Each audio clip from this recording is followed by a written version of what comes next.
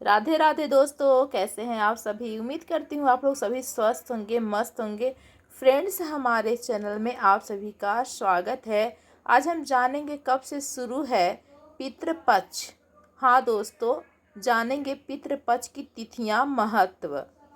Friends, साल में एक बार पितरपक्ष आते हैं। पितरपक्ष के दौरान श्राद्ध, कर्म व दान पुण्य करने का अधिक महत्व है। इस साल पितरपक्ष की शुरुआत भाद्रपद पूर्णिमा से होगी और समापन आश्विन मास की अमावस्या तक होगा। पितृपक्ष 15 दिनों तक चलते हैं। हिंदू पंचांग के अनुसार इस साल पितृपक्ष 7 सितंबर से शुरू हो रहे हैं। 21 सितंबर को पितृपक्ष का समापन महालया अमावस्या के दिन होगा। पितृपक्ष में लोग अपने पितरों को जल अर्पित करेंगे। पितृपक्ष में पितरों की मृत्यु तिथि को उनका श्राद्ध किया जाता है। इसमें देवताओं, मृतकों के नाम और गोत्र उच्चारण कर जल अर्पण किया जाता है। दोस्तों, हम आगे जानेंगे पितृपक्ष का महत्व। फ्रेंड्स, माना जाता है कि इस दौरान पूर्वजों की आत्माएं धरती पर आती हैं और अपने वंशजों से भोजन और अर्पण स्वीकार करती हैं। इस समय श्राद्ध करने से पितृ ऋण कम हो जाता है और पूर्वजों की कृपा, शांति और मार्गदर्शन प्राप्त होता है। परिवार इस अवधि में पूरे भाव और श्रद्धा के साथ अनुष्ठान करते हैं ताकि आध्यात्मिक लाभ मिले और पूर्वजों के प्रति आभार व्यक्त हो। फ्रेंड्स, आगे हम जानेंगे पितृपक्ष के प्रमुख रीति रिवाज। भारत के अलग अलग हिस्सों में रीति रिवाज अलग अलग होते हैं, लेकिन सामान्य रूप से इनमें शामिल हैं। अनुष्ठान आमतौर पर बड़े बेटे द्वारा किए जाते हैं और शुरुआत स्नान व शुद्धि से होती है। दूसरा है, ब्राह्मणों को सादा भोजन जैसे चावल, दाल और सब्जियां खिलाई जाती हैं। तीसरा है, तिल मिले जल का अर्पण करते हुए प्रार्थनाएं की जाती हैं। चौथा है, कपड़े, भोजन दान करना और गाय, कुत्ते व कौवे को खाना खिलाना शुभ माना जाता है। चलिए दोस्तों, आगे हम जानेंगे पितृपक्ष को लेकर क्षेत्रीय मान्यताएं। दोस्तों, गया, बिहार, यहाँ श्राद्ध करना सबसे पवित्र माना जाता है। गंगा घाट पर पितृ तर्पण करने से अधिक पुण्य मिलता है। दक्षिण और पश्चिम भारत में गणेश उत्सव के बाद भाद्रपद के कृष्ण पक्ष में मनाया जाता है। दोस्तों, उत्तर भारत में नदियों के किनारे और पितरों को समर्पित मंदिरों में विशेष प्रार्थनाएं होती हैं। फ्रेंड्स, आगे हम जानेंगे पितृपक्ष क्यों जरूरी है। जी हाँ फ्रेंड्स, यह समय हमें अपने पूर्वजों के प्रति कर्तव्य की याद दिलाता है। श्राद्ध और तर्पण करके लोग न केवल आभार जताते हैं, बल्कि स्वास्थ्य, समृद्धि और खुशहाली के लिए आशीर्वाद भी मांगते हैं।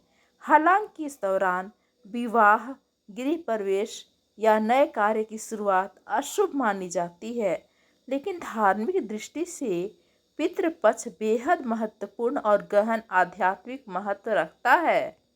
तो फ्रेंड्स, ये थी पितृपक्ष से संबंधित जानकारी। दोस्तों, हम आगे जानेंगे कि पितृपक्ष में क्या नहीं करना चाहिए और क्यों नहीं करना चाहिए। चलिए दोस्तों, जानते हैं। पितृपक्ष यानी श्राद्ध का पक्ष शुरू हो चुका है।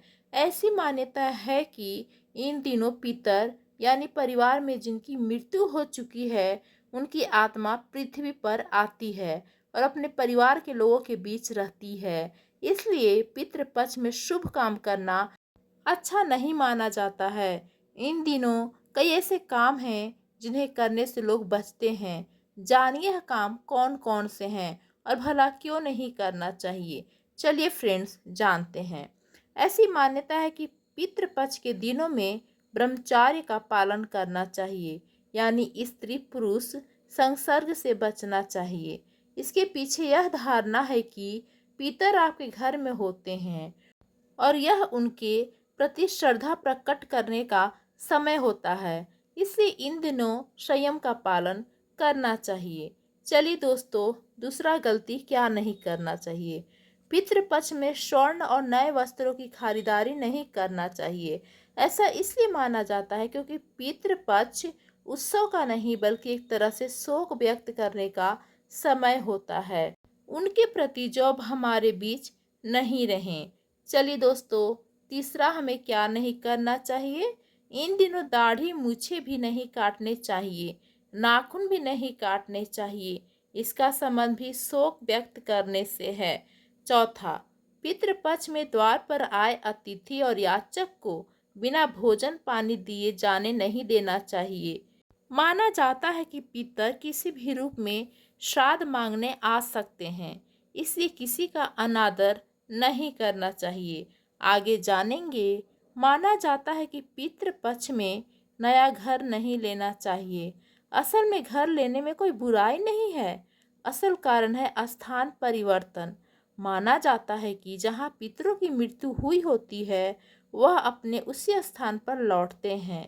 अगर उनके परिजन उस स्थान पर नहीं मिलते हैं तो उन्हें तकलीफ होती है।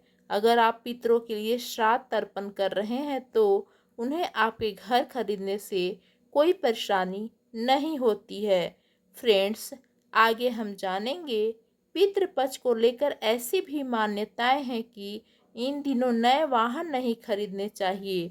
असल में वाहन खरीदने में कोई बुराई नहीं है। शास्त्रों में इस बात की कहीं मनाही नहीं है। बात बस इतनी है कि इसे भौतिक सुख से जोड़कर जाना जाता है। जब आप शोक में होते हैं तो या किसी के प्रति दुख प्रकट करते हैं तो जश्न नहीं मनाते हैं। इसी धारणा है कि इन दिनों वाहन नहीं खरीदना चाहिए। फ्रेंड्स, आगे हम जानेंगे। पितृपक्ष में बिना पितरों को भोजन दिया स्वयं भोजन नहीं करना चाहिए। इसका मतलब यह है कि जो भी भोजन बने उसमें एक हिस्सा गाय, कुत्ता, बिल्ली, कौवा को खिला देना चाहिए। तो फ्रेंड्स, आप सभी को हमारी यह जानकारी कैसी लगी कमेंट में ज़रूर बताइएगा। धन्यवाद फ्रेंड्स।